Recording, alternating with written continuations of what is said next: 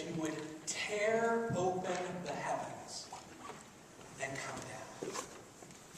What an incredible image that we have in the prophet Isaiah for this day, of this one who reigns on high, the God of the universe, who will come among the people, rending, tearing apart the heavens, and coming down.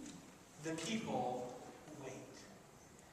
The people wait for that action, that violent action which will shake up the world and change what is happening, that will create a new way of being for them, for their nation, for the whole of the cosmos.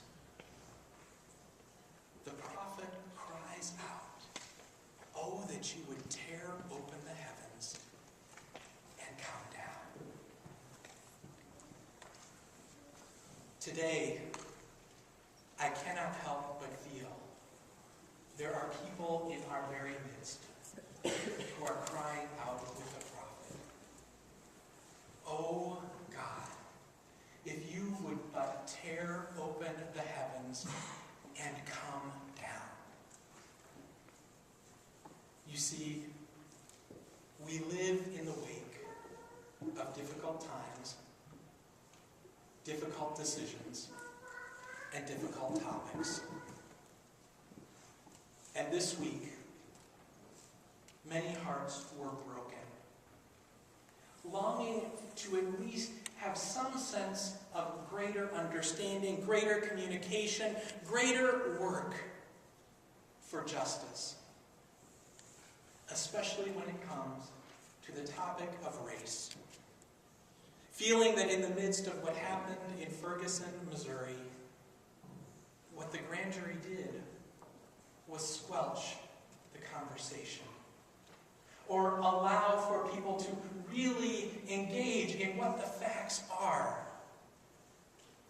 to allow for the whole of the nation to absorb what took place. People were saying, "Oh God, if you would but tear open the heavens and come down, that we could see some justice among us, that we could see a place in which hearts know that they are not alone, but are gathered together." Now, I need to admit, I don't know the right or the wrong, the actions that precipitated other actions. I don't have all of the answers to what happened with Michael Brown.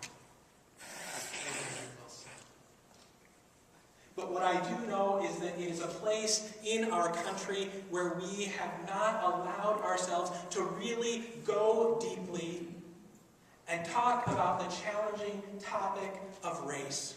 And people have felt in exile and lost, struggling with what it means to be non-white in the United States. And have cried out over and over and over again, "God, if you would but tear open those heavens and come down, so that the whole of your people, the whole of your creation might know and see you again."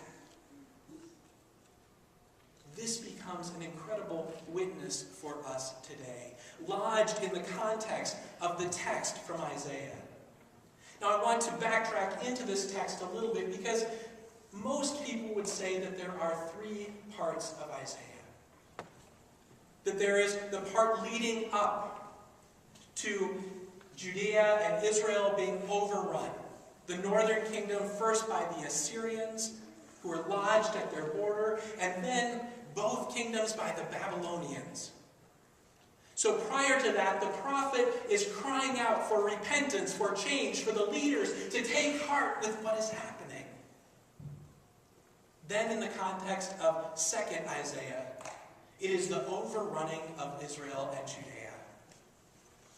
The people lost, land gone, the temple crumbled in the force of another empire, and people carried off in exile. Cousins, friends, of the society is torn apart, both in the land and also by those who are taken to Babylon. And the prophet cries out in lament, in struggle for what it means when you look at families and nations to be torn apart in violent action. And now, as we get to this third part of Isaiah, the time is served. Those who have been in exile, many of them, are coming back to Israel. Coming back to land that now has been absorbed by others. To a city in Jerusalem that is unrecognizable. The temple, the structures that had been torn down. They come home and wonder, is there a place for us? And others who have now gotten a little bit of power or see a place for them bumping elbows with those who are returning. There's frustration, heated tempers, trying to figure out what it means to be a people again.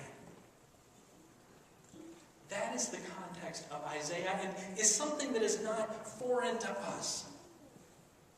The prophet calling out for change in the midst of broken systems and broken lives and the empire running over the lives of others. The places where stuff really happens, where there's a vernacular for that, right? Stuff really happens. Torn apart. Places crumble. People taken away from the lives that they know. And then that time of trying to bring it back together and being hard and difficult work. In the wake of what is happening in Missouri, think about the prophetic warnings that have echoed for decades, for centuries, about what it means when you cast other people as less than.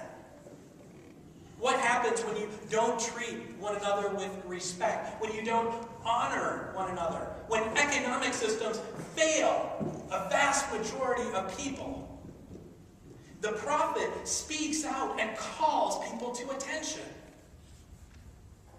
And when they don't listen, it buckles. Structures tumble. Tempers boil up. Things falter. And then somehow there's this attempt to come back together. But it's so easy to want to gloss over. And what happens when we are drawn into the richness and the deepness of the hard work of being the people of God again? Like the people of Israel. Not just the surface, but going deeper into connection.